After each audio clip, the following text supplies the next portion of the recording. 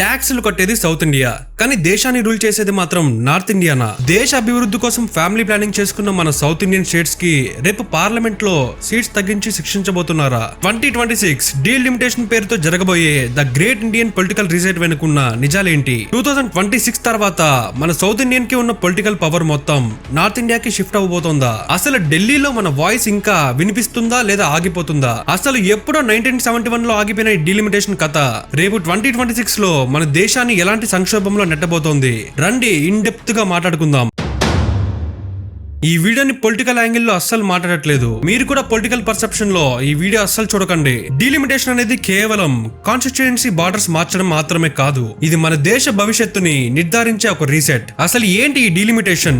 చరిత్ర ఏం చెబుతోంది? మన కాన్స్టిట్యూషన్ లోని ఆర్టికల్ 82 ప్రకారం ప్రతి 10 years కి, అంటే ప్రతి సెన్సెస్ తర్వాత లోక్సభ మరియు అసెంబ్లీ సీట్ ని రీఅడ్జస్ట్ చేయాలి. దీని వెనుక ఉన్న core principle 1 person 1 vote 1 value. 1952, 1962, 1972 and 2002 లో డీలిమిటేషన్ కమిషన్స్ ఫామ్ అయ్యి సీట్స్ ని కాన్స్టిట్యుయెన్సీని రీఅడ్జస్ట్ చేస్తూ వచ్చారు. కానీ 1971 సెన్సెస్ తర్వాత లోక్సభ ఎలక్టెడ్ సీట్స్ 540 దగ్గరే ఆగిపోయాయి. టెక్నికల్ గా అప్పట్లో 545 సీట్స్ ఉండేవి.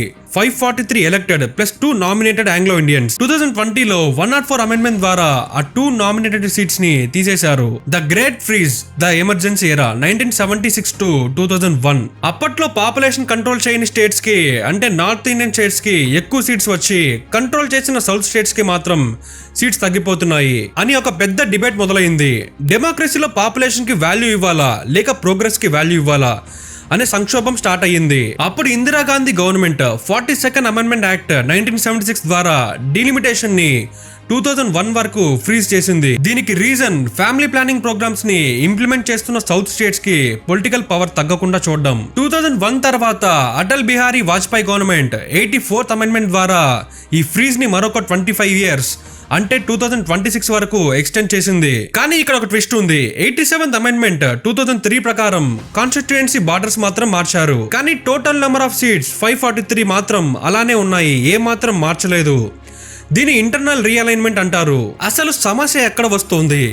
కాన్స్టిట్యూషన్ ప్రకారం 2026 తర్వాత జరిగే మొట్టమొదటి సెన్సస్ డేటాని బేస్ చేసుకుని తీసుకోవాలి. కోవిడ్ వల్ల 2021 సెన్సస్ డిలే అయింది కాబట్టి గవర్నమెంట్ ఆ డిలేడ్ సెన్సస్ ని 2027 లో కండక్ట్ చేసి దాన్నే ఫస్ట్ పోస్ట్ 2026 గా వాడే అవకాశం ఉందని ఎక్స్పర్ట్స్ చెప్తున్నారు. అంటే మనం చూసే డీలిమిటేషన్ 1971 తో కాదు, లేటెస్ట్ పాపులేషన్ డేటాతో ఉంటుంది. ఇది ఇక్కడ మెయిన్ పాయింట్. ఇక్కడ మెయిన్ ప్రాబ్లం డెమోగ్రాఫిక్ డైవర్జెన్స్. 1971 నుంచి ఇప్పటి వరకు north Indian states UP, Bihar, MP, Rajasthan population చాలా త్వరగా పెరిగింది. అదే సమయంలో south Indian states Telangana, AP, Tamil Nadu, Kerala, Karnataka population growth ని చాలా కంట్రోల్ చేశాయి. పాపులేషన్ బట్టి సీట్స్ పెంచితే నార్త్ ఇండియన్ స్టేట్స్ కి సీట్స్ మాసివ్ గా పెరుగుతాయి, సౌత్ ఇండియాకి సీట్స్ ఆటోమేటిక్ గా తగ్గుతాయి. కొత్త parliament building central Vista design లో లోక్సభ హాల్ ని 888 సీట్ కెపాసిటీతో, రాజ్యసభని 384 సీట్స్ కెపాసిటీతో కట్టారు.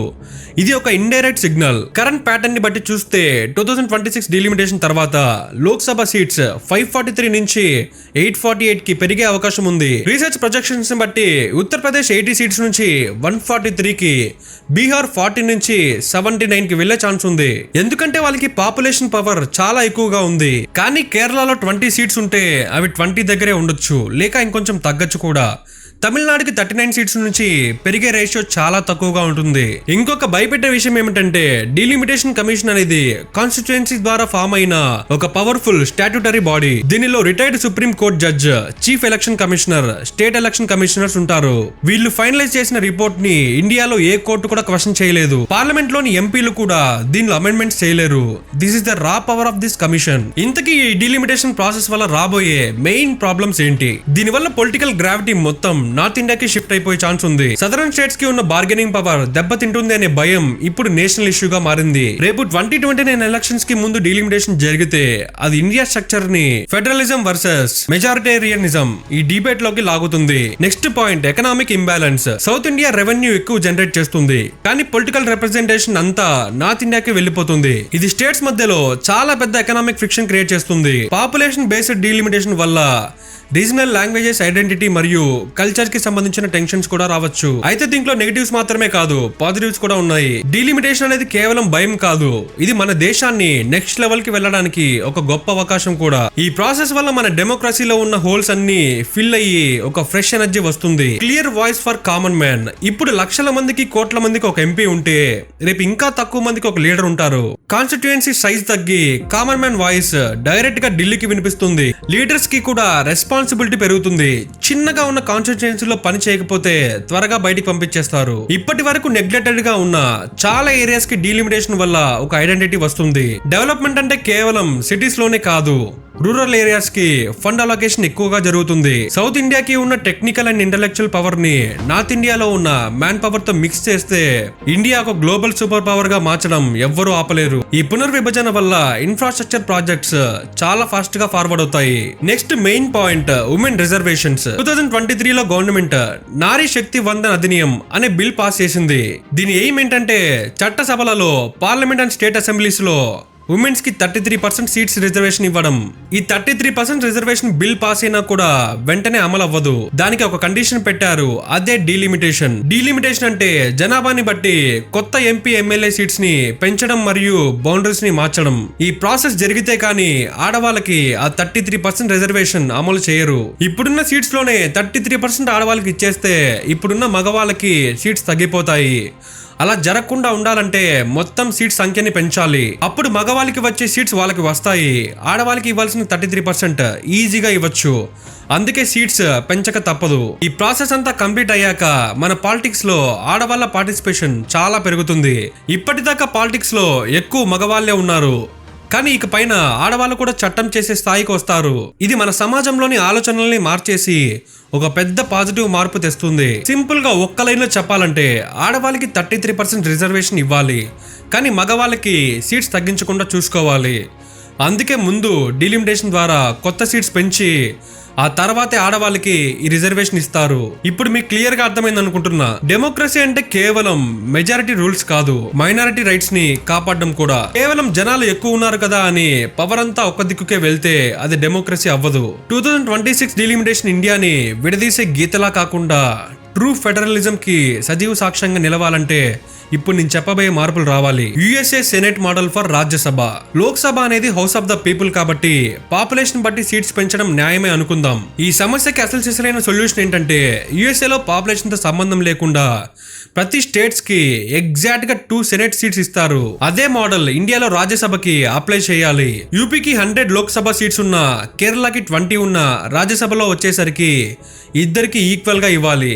దీనివల్ల లోక్సభలో నార్త్ డామినెన్స్ తో ఏ బిల్ పాస్ అయినా రాజ్యసభలో సౌత్ స్టేట్స్ ఒప్పుకుంటేనే చట్టం అవుతుంది. ఇది మన ఫెడరల్ సిస్టమ్ ని డైరెక్ట్ గా బ్యాలెన్స్ చేస్తుంది. పొలిటికల్ పవర్ తగ్గిపోతుంది అనే భయం కన్నా మన దగ్గర కలెక్ట్ చేసిన ట్యాక్స్ లు ఇంకెవర్ డెవలప్మెంట్ కో వెళ్లిపోతున్నాయనే బాధ సౌత్ స్టేట్స్ లో ఎక్కువగా ఉంది. కాబట్టి డీలిమిటేషన్ తో పాటు ఫైనాన్స్ కమిషన్ రూల్స్ కూడా మారాలి. ట్యాక్స్ అలొకేషన్ లో పాపులేషన్ అనే ఫ్యాక్టర్ కి ఉండే వెయిటేజ్ ని తగ్గించి డెమోగ్రఫిక్ పర్ఫార్మెన్స్, పాపులేషన్ కంట్రోల్ చేసినందుకు మరియు ట్యాక్స్ కాంట్రిబ్యూషన్ కి ఎక్కువ వెయిటేజ్ ఇవ్వాలి. అంటే సౌత్ ఇండియా జనరేట్ చేస్తున్న రెవెన్యూలో మేజర్ షేర్ వారికే దక్కేలా ఎకనామిక్ ఆటోనమీ ఇవ్వాలి. కొత్త పార్లమెంట్ లో లోక్సభ కెపాసిటీ 888 సీట్స్ ని పెంచండి, కానీ 1971 రేషియోస్ ని బేస్ చేసుకుని ఒక క్యాప్ లిమిట్ పెట్టాలి. అంటే ఏ ఒక్క స్టేట్ లోక్సభలో 15% కంటే ఎక్కువ సీట్స్ హోల్డ్ చేయకూడదు అనే రూల్ తేవాలి. లేదా టోటల్ సీట్స్ పెంచినా కూడా ప్రతి స్టేట్స్ కి ఎగ్జిస్టెన్స్ పర్సెంటేజ్ షేర్ ని మార్చకుండా అలాగే మెయింటైన్ చేస్తూ చేయాలి. అప్పుడు రిప్రజెంటేషన్ పెరుగుతుంది, కానీ పవర్ ఇంబ్యాలెన్స్ మాత్రం రాదు. డీలిమిటేషన్ అనేది కేవలం ఎలక్టోరల్ మ్యాథ్ కాదు, అది దేశం యొక్క సౌల్ ని డిసైడ్ చేసే ప్రాసెస్. పాపులేషన్ ని కంట్రోల్ చేసి దేశ అభివృద్ధి కోసం తోడ్పడిన స్టేట్స్ కి రిజర్వేషన్ తగ్గితే అది డెమోక్రసీకి ఫెయిర్ ప్లే అవుతుందా లేదా? ఈ క్వశ్చన్ కి ఆన్సర్ 2026 సెన్సెస్ మరియు ఆ తర్వాత వచ్చే కమిషన్ రిపోర్ట్ లోనే ఉంది. మరి ఈ గ్రేట్ ఇండియన్ పొలిటికల్ రిజల్ట్ మీద మీరేమనుకుంటున్నారో కమెంట్ చేయండి. ఈ డీలిమిటేషన్ మీద ఇంకేదైనా అప్డేట్స్ వస్తే తప్పకుండా ఇంకొక వీడియో చేస్తాను. ఈ డీలిమిటేషన్ గురించి మీరేమనుకుంటున్నారో, మీ ఒపీనియన్ ఏంటో కమెంట్ చేయండి. ఇలాంటి మరెన్నో వీడియోస్ కోసం చేతన్ ఒరిజినల్ ఛానల్ ని సబ్స్క్రైబ్ అయితే చేసుకోండి.